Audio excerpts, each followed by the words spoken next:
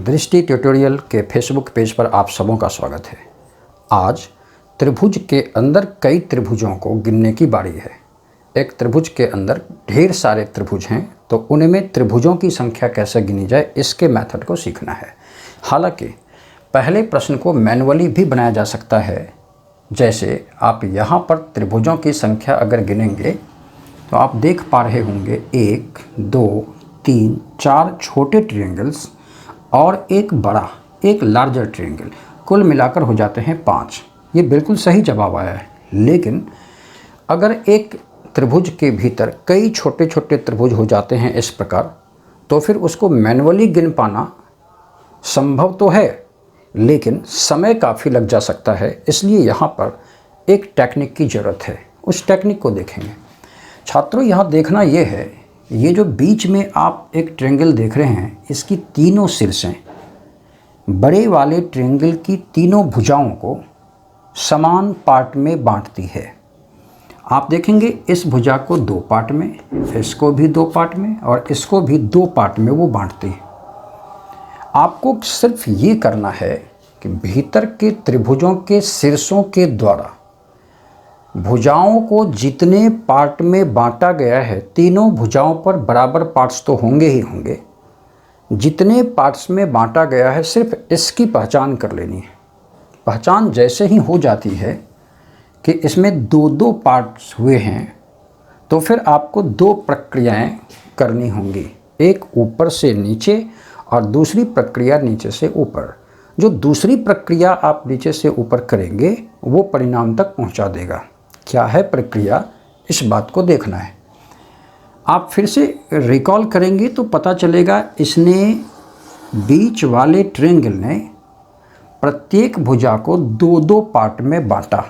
जितने पार्ट में बांटा, ऊपर से नीचे क्रमशः सजाकर लिख लेते हैं। 2 पार्ट में बांटा था, इसलिए ऊपर से नीचे हम लोगों ने लिख लिया 1, 2। और अब प्रक्रिया देखिए, ये जो पहला अंक आप लिखते हैं, इसको हूबहू लिख देना है। लिख दिए। अब ऊपर से नीचे आइए। कैसे, ध्यान दीजिए। इन दोनों को जोड़ते हुए आएंगे। तो इन दोनों को जोड़ेंगे तो 1 जोड़ 2 बराबर 3। ऊपर से नीचे की प्रक्रिया में अब इनको जोड़कर प्रक्रिया पूरी कीजिए। दोनों मिलकर हो गए 4। अब ये जो समूह आया आपके सामने, ये जो संग्रह आया, ये ऊपर से नीचे की प्रक्रिया में पूर्ण संग्रह आ चुका है।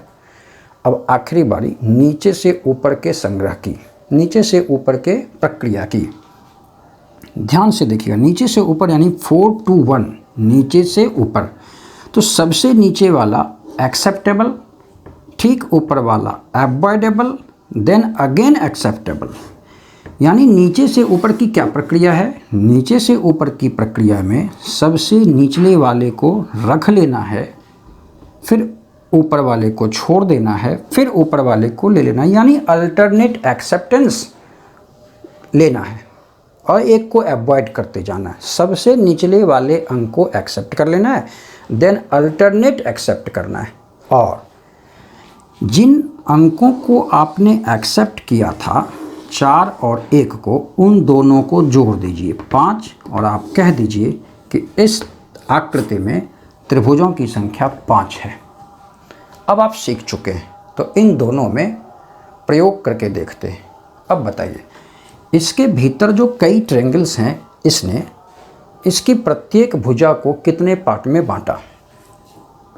आप कहेंगे ये 3 पार्ट में, ये भी 3 पार्ट में और ये भी 3 पार्ट में बंटता है। हम लोग 1, 2, 3 लिख लेते हैं। क्या कर रहे हैं? हम लोग ऊपर से नीचे की प्रक्रिया कर रहे हैं, जिसके अंतर्गत पहले अंक को हूबहू लिख लेते, फिर इन दोनों को जोड़ते हैं 2, 1, 3, और तब तक जब तक निचले अंकों के साथ प्रयोग ना हो जाए, काम जारी रखना है। फिर 3 और 3 मिलकर 6। अब इन तीनों को जोड़िए, 6, 3, 9, 1, 10। ये जो संग्रह प्राप्त हुआ है आपको, इसमें नीचे से ऊपर की प्रक्रिया अब करनी है। क्या करना है? सबसे नीचे वाले को एक्सेप्ट कर लेना है, इसे अवॉइड कर देना है, एक्सेप्ट कर लेना है, अवॉइड कर लेना है, और अंत में एक्सेप्टेंस जिस जिस संख्या को दिए थे उनको जोड़ देना है। आप जोड़ेंगे 10 जोड़ 3 बराबर 13, अर्थात इस आकृति में त्रिभुजों की संख्या 13 हो जाती है। आखिरी फिगर देखिए, इस फिगर में अब तो आपको बनाना चाहिए। क्या करना है, ऊपर से नीचे की प्रक्रिया में सबसे पहले भीतर के त्रिभुजों के द्वारा त्रिभुज की तीनों भुजाओं को कितने भागों में बांटा गया ये पता करते हैं। ये देखते ही पता चल रहा होगा, प्रत्येक भुजा को इसने 4 भागों में बांटा है। क्या करेंगे, आप लिखेंगे 1, 2, 3 और 4। फिर इसे हूबहू लिखते हैं। फिर आइए नीचे की ओर जोड़ते हुए 1, 2, 3, 3, 3, 6, 6, 4, 10। संग्रह प्राप्त करना है तो जोड़ना होगा। 10, 6, 16, 3, 19, 1, 20। अब ध्यान से देखिए, यह संग्रह, यह समूह, यह गुच्छा आपको प्राप्त हो गया।